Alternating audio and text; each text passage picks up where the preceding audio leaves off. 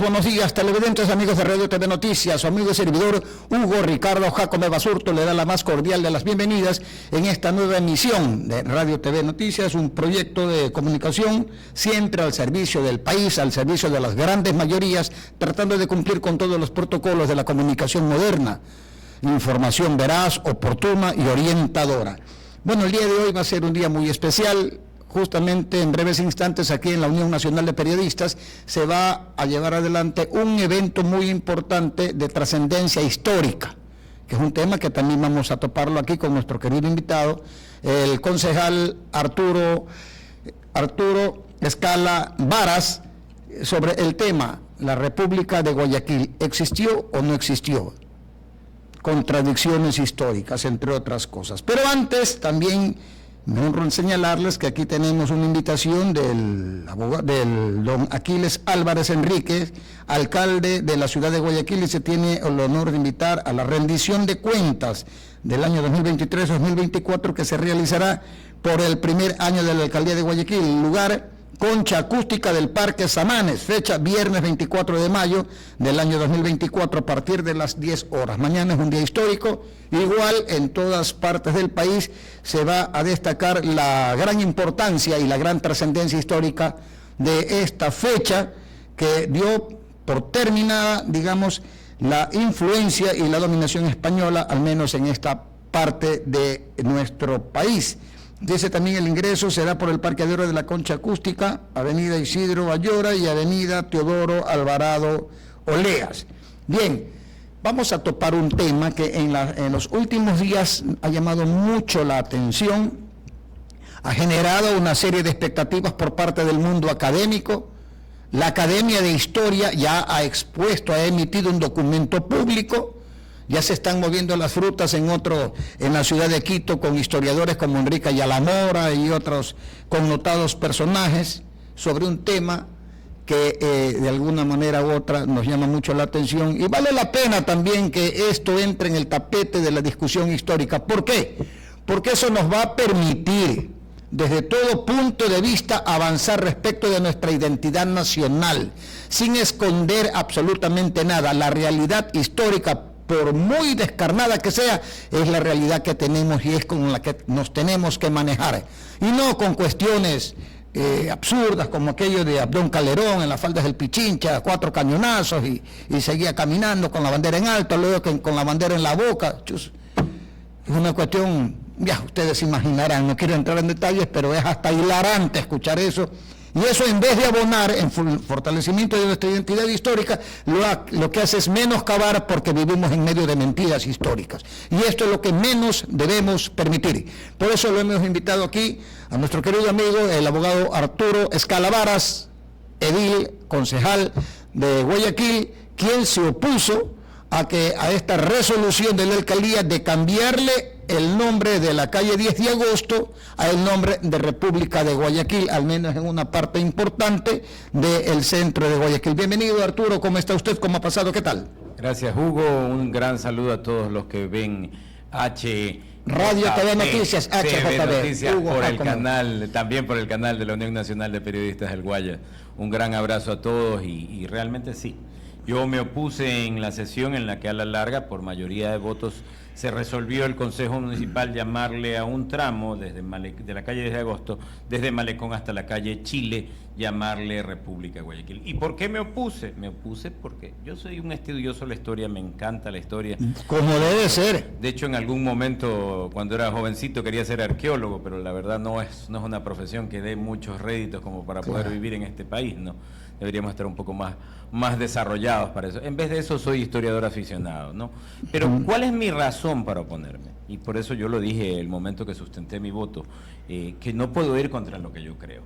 Y lo que yo creo son las razones históricas. Olmedo, como es normal, el momento en que gana la revolución gracias a la fraga de Vulcano, el 9 de octubre de 1820, que fue una revolución atípica porque no hubo mayor derramamiento de sangre, ¿no?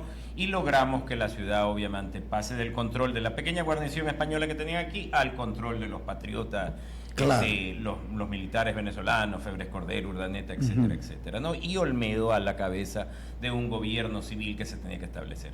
En todo proceso revolucionario, yo soy de izquierda y he leído bastante los procesos revolucionarios, en todo proceso revolucionario tienes que llegar a tomar el poder.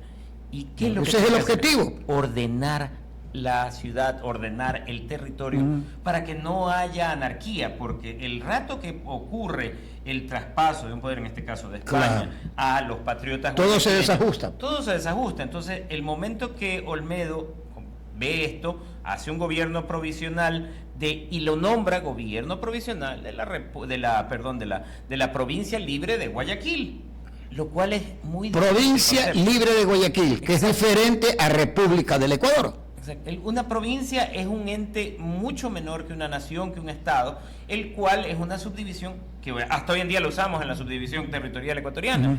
Y además Olmedo le pidió protección, le pidió cartas tanto a Bolívar como a San Martín, porque obviamente en esta parte no había mucho español, pero era muy probable de que vinieran nuevamente las tropas españolas a tratar de reconquistar Guayaquil y todo lo que son los territorios aledaños. De hecho, tropas de Guayaquil salieron para liberar Puerto Viejo. Hoy en día todos los que pueden ver la bandera de Puerto Viejo, hay un pedacito ahí con la bandera celeste y blanco de Guayaquil, porque lo consideramos parte de nuestro territorio.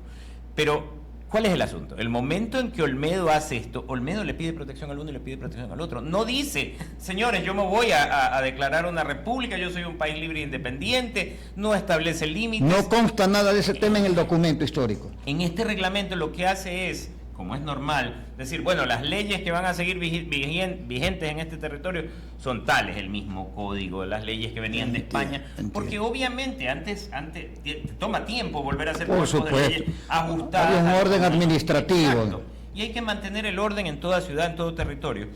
Y a posteriori, cuando se da la entrevista de Bolívar y San Martín, estamos hablando de que ya los dos se discutían para qué lado se iba a ir este territorio que comprendía la ciudad de Guayaquil y sus lugares adyacentes, ¿no? Entonces, la discusión, mira tú que fue aquí donde hoy es el edificio La Previsora, la entrevista de Bolívar y San Martín, en la cual ellos discutieron para qué lado se iba a ir Guayaquil, a dónde lo iban a poner. Inclusive, Bolívar obviamente bregó para que sea parte de la Gran Colombia y con eso logramos nuestra anexión como departamento de Guayaquil a la Gran Colombia, ¿no?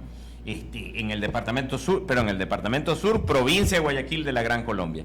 Jamás, y lo vuelvo a sostener, jamás, no hay pruebas históricas de que nos hayamos declarado república. Para que haya una república, para que haya una intención de ser un país libre e independiente, tiene que haber una declaración de eso. Es como nuestra Constitución, dice, nosotros nos declaramos un país unitario, presidencialista, etcétera, etcétera, todo lo que dice nuestra Constitución. Y es lo que se viene haciendo durante todos estos años. Miren que el momento que se produce en 1820, la independencia de Guayaquil, ya estaban vigentes las ideas del enciclopedismo, estaban vigentes las ideas del constitucionalismo, el contrato social de Rousseau. Me imagino que lo haber leído y releído Olmedo. Claro, Juan Jacobo Rousseau. ¿Qué reglas para... En este contrato social nosotros damos parte de nuestras libertades para que el Estado nos retribuya con diferentes... Y obviamente esto se necesita plasmar en una Constitución. Correcto. Y esta Constitución tiene que contener el ánimo de declararte un país libre e independiente, lo cual no hay en ningún momento en el reglamento provisorio de la provincia libre e independiente de Guayaquil. Entonces, clarísima la situación. No estamos hablando de una república, yo lo sostengo y lo sostendré en todos los medios que me entrevisten, porque es mi opinión histórica. Yo no tengo mayor prueba de que el ánimo de Olmedo haya sido declararse una república. Inclusive, en algún momento, ante ciertas personas que pretendían hacer una república de Guayaquil, que no era Olmedo directamente, porque tengo que decirlo, Olmedo no solamente era un patriota, era un político hábil. Claro, de primerísimo nivel. Estuvo en las Cortes de Cádiz y todo lo demás, era un representante. Por supuesto, una ciudad con un río no puede ser un país. Entonces, en ese sentido, estoy de acuerdo con Bolívar, porque somos, y tengo que decirlo de esta manera, somos simbiontes, y en esa época lo éramos más, porque no producíamos todas lo que necesitamos para vivir en sociedad. Entonces dependíamos de la sierra, de ciertos productos que venían del oriente, etcétera, etcétera. ¿Por qué? Porque no podemos existir como país, y basta de esos afanes separatistas en todos lados. siendo un pequeño territorio, compañeros, romper la unidad de un país es hasta un delito. Ahí pretendía ir, estimado Arturo. Hay una situación, porque esto obviamente va a traer cola, y ya de por sí está generando una serie de expectativas. La Academia de Historia Nacional ya emitió un comunicado en este sentido, y no desde su punto de vista quizá, y un poco la apreciación que podremos tener en términos generales, esto puede generar una reacción por parte de los representantes de la capital de la República bajo esta situación, porque dirán, esto tiene un espíritu separatista, es una especie de provocación, si se quiere. ¿No considera usted que de pronto es una especie de exacerbación de esa política canibalesca, de un regionalismo estéril y dañino? ¿No cree que estamos sentando las redes? No creo que sea ese la voluntad. Yo lo que creo que es un afán, tal vez, de ciertos personajes historiadores de Guayaquil que creen que en ese sentido van a lograr tal vez un poco más de preeminencia. No, señores, es decir, yo hago un llamado a la unidad, y correcto, la historia nos ha demostrado que unidos somos más y unidos vencimos y unidos venceremos.